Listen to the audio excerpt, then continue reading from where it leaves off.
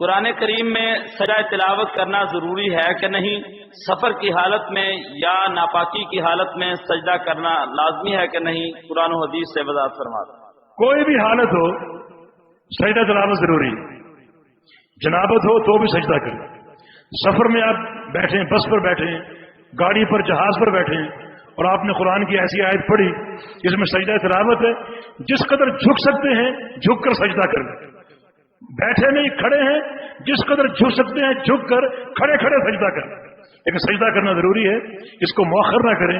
بعض لوگ پورا قرآن پڑھ لیتے ہیں اور قرآن پڑھنے کے بعد اکٹھے 14 سجدے کر لیتے ہیں، یہ ناجائز ہے، بلکہ جب وہ سجدے کی آیت آئے اسی وقت سجدہ کرنا چاہیے۔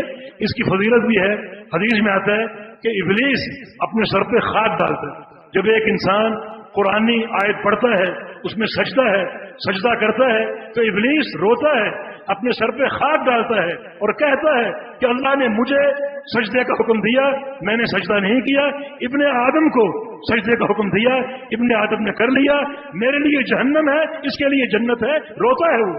تو اس سجدے کو قطعاً آپ ملتوی اور مؤخر نہ کریں۔